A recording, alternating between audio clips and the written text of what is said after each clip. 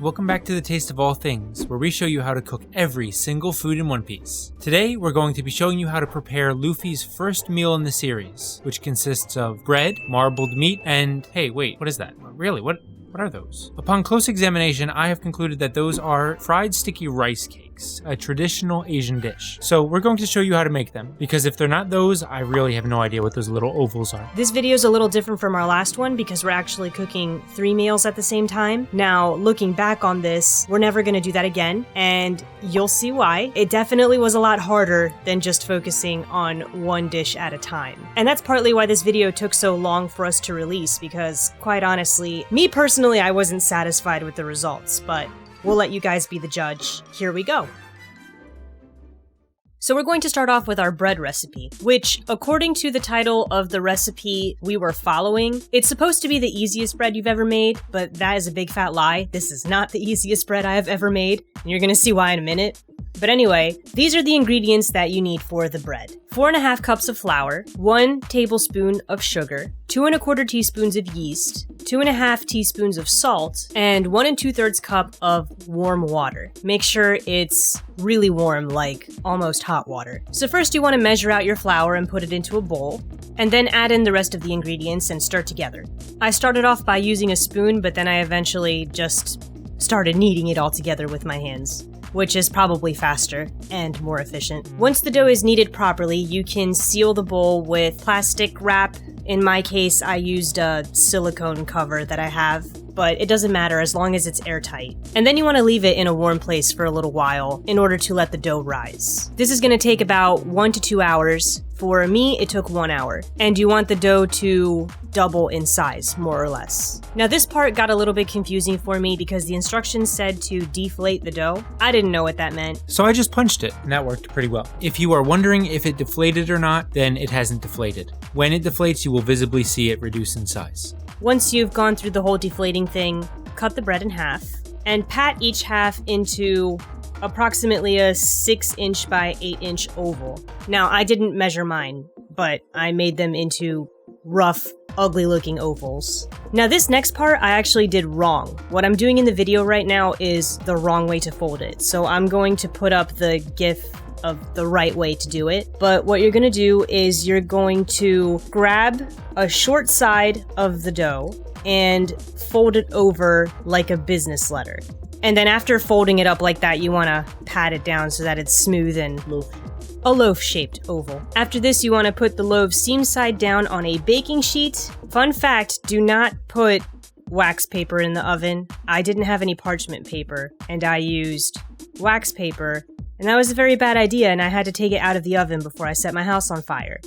So if you don't have paper to use, you don't need it, because I ended up having to cook it without paper, and nothing bad happened. But if you have parchment paper, line a tray with parchment paper and put the bread on it. Once you put the loaves on the tray, you're gonna cover it up again. Once again, you can use plastic wrap. I had to use foil because I don't have plastic wrap. And you're going to let them rise a little bit longer for about 45 minutes. When it's done, they should be nice and puffy, and they're ready to put into the oven. So preheat your oven to 450 degrees. You're gonna bake it for about 20 to 25 minutes until the crust is golden brown. Now, our bread doesn't look as nice as the bread in the recipe. Personally, I think it came out a little bit too hard, but Levity ate the bread and he really liked it. He said that on the inside it tastes perfectly fine. So if you don't have the same issue that I had, which you shouldn't, your bread should come out beautiful and perfect and edible.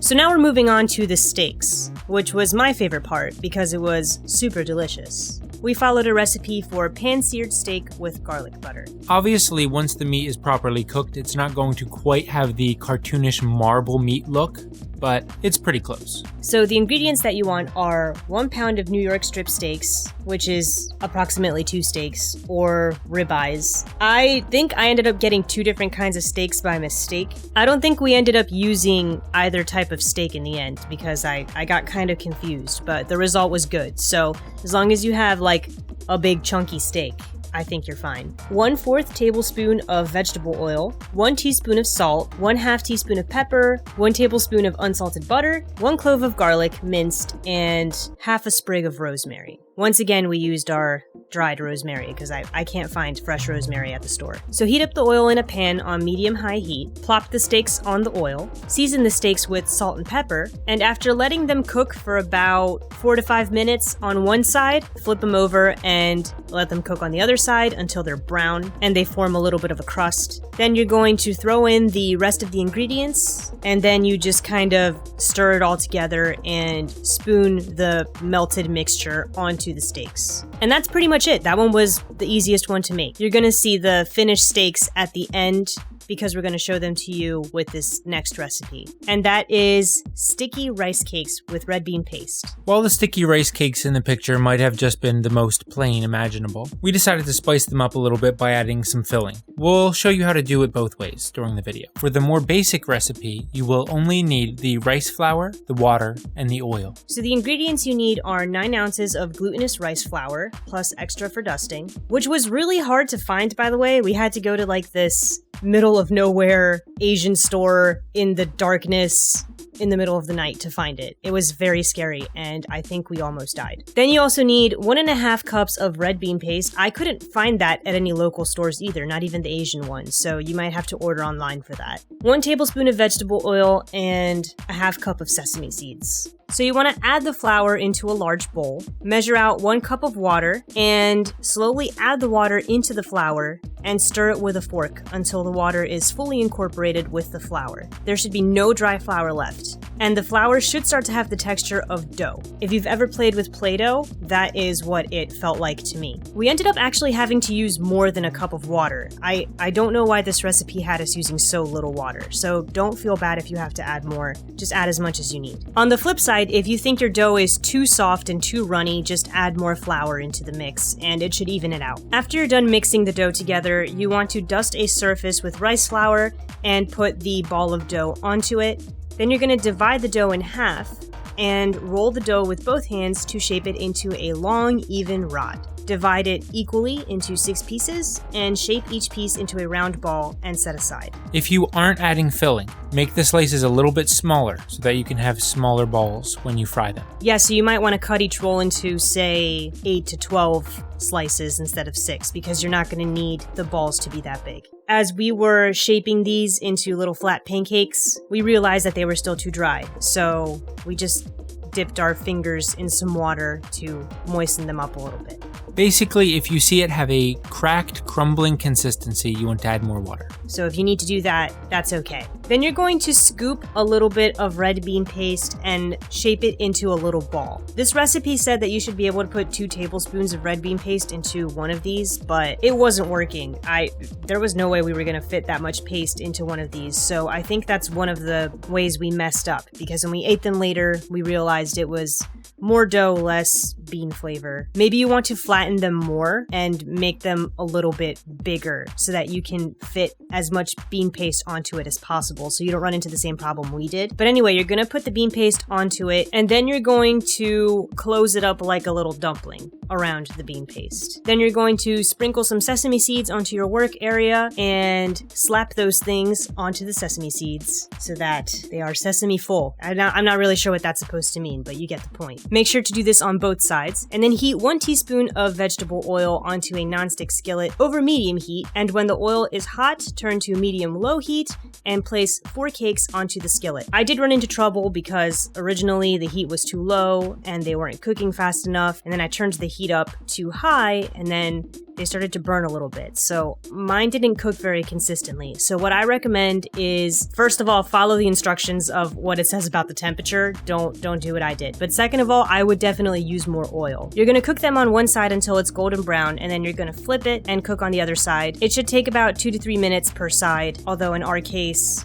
it took longer, so expect it to take longer and don't mess with the temperatures like I did. Just stick to the original instructions. And then transfer them to a plate to cool and serve them when they're still warm. If you're making them without the filling, at this point you can add whatever sauce you'd like. Personally, I think that spicy mayo tastes really good on them, but you can of course, flavor it to your own personal tastes. And here's the finished product. The steaks were really juicy. They were delicious. I loved them. The only thing that I didn't really like that much were the rice cakes. But I think that's because we cooked them wrong. They were still a little bit raw, and they didn't have enough bean paste in them. The bread, like I said, was hard on the outside, but Levity liked it a lot. He said it was perfectly fine on the inside. The lesson we learned from this is that cooking several things at one time is hard to do, especially when you're moving extra slow because you have to record everything. So we probably won't be doing multiple recipes all at one time in the future, but we hope you enjoyed this video. If you try this out at home, let us know if it came out better than ours did. It is still really delicious, definitely worth trying. Subscribe so you can see our next video, which will teach you how to cook Rika's rice balls, a favorite of Zoro. We're going through a list of all the foods in One Piece. We're gonna keep pumping these out for a long while. Also, a One Piece cookbook is coming out, so that's a pretty neat coincidence. We're gonna see if we can get our hands on one of those. And we'll see how the recipes in the official cookbook stack up. And we'll of course record our results cooking the official recipes as well. Bon appetit! No, wait, even better. Bon appetit! Go. Hey there. Don't leave without subbing. Hey there. Don't leave without liking. Hey there. Don't forget to comment. Hit the bell.